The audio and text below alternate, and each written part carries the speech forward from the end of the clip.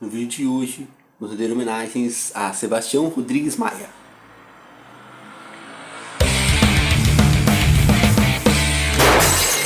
Coincidências do rock. Como eu disse na chamada, hoje vamos render homenagens a Sebastião Rodrigues Maia. Sim, o Tim Maia. Tim Maia que acabou falecendo, né, no dia 15 de março de 1998, portanto, completando hoje 25 anos. Tim que nasceu no bairro da Tijuca, né, no Rio de Janeiro, filho de uma família humilde, né, chegou a entregar marmitas, né, para sua mãe durante a infância. Isso acabou lhe rendendo um apelido do qual ele não curtia muito, que era Tião Marmita. Mas foi na adolescência que começou a se interessar, né, pela música, chegando a ser baterista numa banda chamada The Sputniks. Diz a história que Tim teria sido responsável por ensinar alguns acordes de violão para o Erasmo Carlos durante o período em que eles ficaram juntos ali tocando no The Snakes. E Roberto também chegou a dizer que foi o Tim, né, que fez ele se interessar pela batida de rock. Então, mesmo antes ali de todo mundo ficar famoso, Tim Maia já estava contribuindo, né, para a música brasileira. Dono de um estilo único. Vai lembrar que Tim foi considerado o precursor, né, o pai do soul e do rhythm and blues aqui no Brasil. Isso se deve ao fato dele ter ido passar um tempo nos Estados Unidos, onde ele viu de perto o surgimento desse movimento por lá, impulsionado pelo rei do soul, James Brown. Então, quando o Tim retorna para o Brasil, ele vem com a ideia, né, de implementar o soul. Vai lembrar que esse período o estilo que predominava era a Jovem Guarda, mas o Tim não estava nessa de Jovem Guarda não, ele estava determinado a cantar um estilo diferente, né? Então, com muita resistência, vai lembrar que demorou, né? Mesmo com suas ideias, mesmo o Tim já compondo para grandes artistas, ele demorou um pouco para gravar o seu primeiro disco. Antes de fazer sucesso, ele teve uma música gravada pela Elis Regina, né? These Are The Songs, e chegou a produzir um disco de funk, soul do Eduardo Araújo. Então, Tim ali estava realmente determinado a ser um grande artista, principalmente um cantor de rhythm and blues. Tim estreou em 1970. E a gente pode dizer que foi uma estreia muito bem sucedida logo de cara. Vai lembrar que durante os 3 primeiros anos, né, os 3 primeiros discos, Tim era o maior artista da gravadora, sendo o artista que mais vendia disco nessa época, ultrapassando o próprio ex-colega Roberto Carlos. Eu disse ex-colega porque diz a história que quando o Tim retorna para o Brasil, ele vai de encontro ao Roberto, né, que já era um artista consagrado, pedindo ajuda, né? Na verdade, Tim queria uma força para conseguir gravar os seus discos, mas diz a história que Roberto não deu muita atenção. Não se sabe se Tim ficou magoado ou não, mas certamente a amizade entre os dois ficou um pouco estremecida por causa disso. Na metade dos anos 70, Tim acaba conhecendo e entrando para a seita ou religião da cultura racional. A ideia da seita, né, na verdade, era pregar o desapego.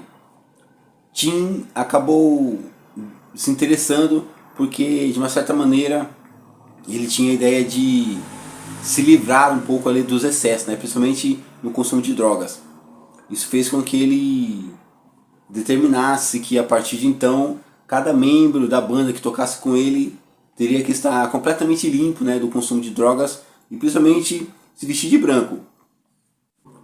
Então, Tim acabou lançando 2 discos voltados para a cultura racional, que na verdade, né, bem mais tarde Tim deu uma declaração dizendo que ele acabou se decepcionando, né, porque a única coisa que ele fez com esses 2 discos foi vender livros para a cultura nacional.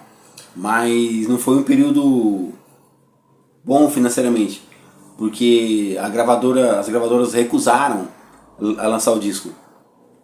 Mas esses discos eles podem ser cultuados pelos fãs, né?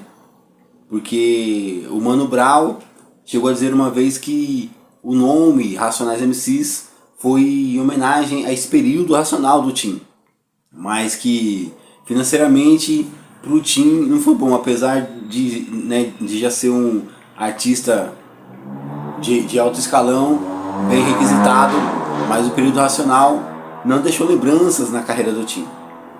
E aí, depois de um período negro, né, por conta da cultura racional, em 78 Tim Maia lança um disco muito bem sucedido comercialmente, um dos seus maiores discos da década de 70.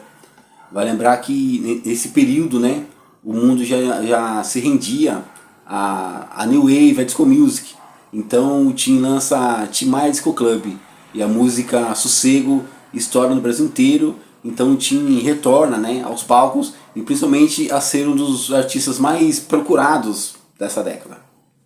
Vale lembrar que Tim sempre foi cantor e compositor, mas na década de 80 Tim chegou a fazer sucesso com músicas de outros compositores, né?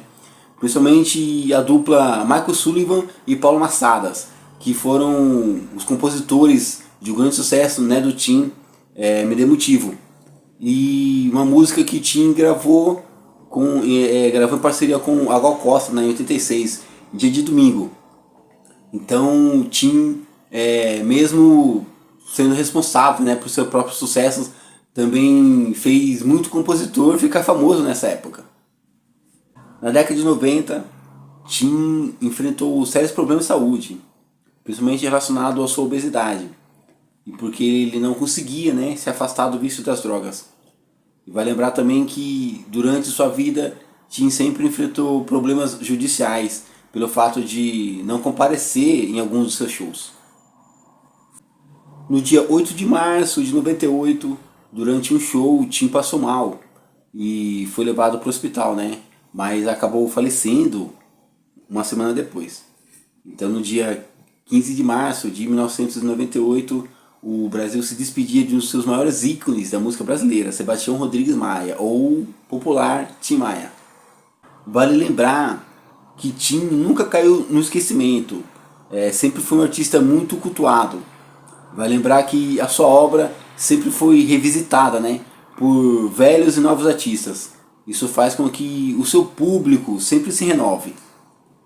Antes de encerrar o vídeo de hoje, quero fazer uma menção mais que honrosa a José Henrique Campos, o Caniço, que acabou nos deixando na última segunda-feira. Que Deus conforte o coração dos amigos e principalmente dos familiares. Pessoal, por hoje é só isso. Eu vou ficando por aqui. Esse foi o vídeo para a gente prestar uma homenagem a Tim Maia, né, um dos maiores cantores da música brasileira, que faleceu no dia 15 de março de 1998, portanto, completando hoje 25 anos. Eu espero que eu tenha agregado ao conhecimento de vocês. Eu vou ficando por aqui e a gente se encontra no próximo vídeo.